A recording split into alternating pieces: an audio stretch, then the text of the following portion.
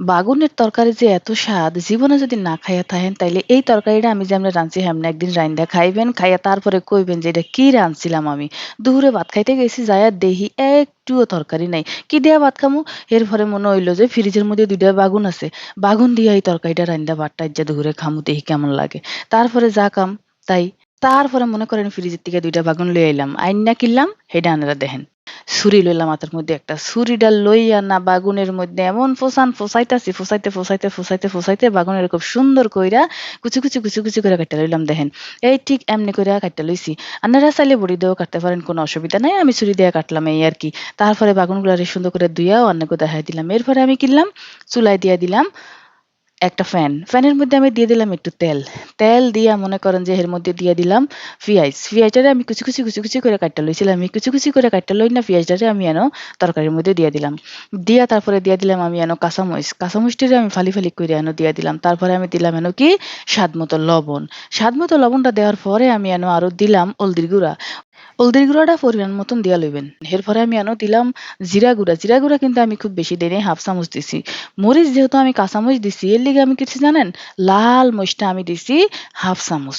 আপনারা যে যেমন মরিচের ঝাল খান হেমন দিয়া লইবেন। কোনো অসুবিধা নাই। তবে এই তরকারিতে ঝালটা বেশি হইলে বেশি ভাল লাগে গো। তারপরে আমি এটার একটু সুন্দর করে লাইরা ভাজা করে এর মধ্যে দিয়ে দিলাম গুড়া মাছ গো। ইসা মাছ, ইসার গুঁড়া দিয়ে দিলাম। ইসার গুঁড়া দিয়া না কিনলাম সুন্দর কইরা একটু আবার এটা লেড়ে ছেড়ে একটু বাজ্যে দিতেছি। আপনারা দেখতেই পাইতেছেন। সুন্দর করে যখন এটা ভাজা হয়ে যাবো তখন এর মধ্যে আমি দিয়ে দিব কি 1 চামচ পেঁয়াজ বাটা, রসুন বাটা আর আদা বাটা দিয়া সুন্দর করে আবার এটা আবার লেড়ে ছেড়ে লইতেছি। লাইড়া ছেড়ে লওয়ার পরে ইসা মাছটা যেমন কাঁচা না থাকে এর লিগে এর মধ্যে দিয়ে দিলাম আমি অল্প একটু পানি। পানিটা দিয়া একটু লাইড়া ছেড়ে এবার দিয়ে দিলাম ঢাক্কা দেওয়ার পরে এই দেন ঢাকনাটা তুলে নিলাম। সিদ্ধ হয়ে গেছে। এবার আমি দিয়ে দিলাম বাগুনডারে। বাগুনডারে না এবার আমি কিনবো আবার ঢাকনাটা দিয়ে আমি ডাইক্কা দিমু। বেশি না ২ মিনিটের মতন ডাইক্কা দিবেন। ডাইক্কা দেওয়ার পরে এটারে তুলে নিলাম। তুললে এবার আমি আবার দিয়ে দিলাম একটু পানি। এই পানিটা দিয়ে আবার সুন্দর কইরা একটু কষায় লইলাম। কষানোর মধ্যেই কিন্তু বেগুনটা হিজ্জা গেছে। হিজ্জা যাওয়ার পরে কিনলাম আমি দিয়া দিলাম এর মধ্যে স্বাদের জিনিস। ওরে আল্লাহ রে আল্লাহ ধইন্যা পাতা।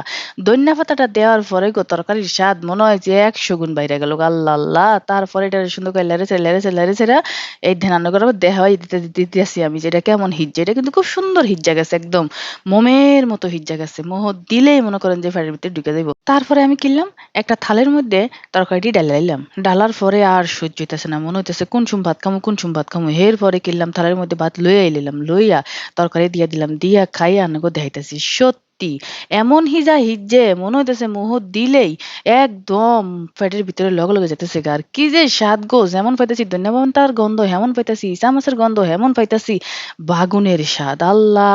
মনে হইতাছে এর চেয়ে স্বাদের তরকারি আর দুনিয়াত নাই। ইসা মাছ, বাগুন মনে হইতাছে মুহের মধ্যে নাচানাচি করতাছে গো। আপনারা অবশ্যই এমনি খাইবেন, খাইয়া কমেন্ট করে কিন্তু জানাইবেন যে এর স্বাদটা কেমন হইছে। আপনারা অনেক বেশি ভালো থাকবেন।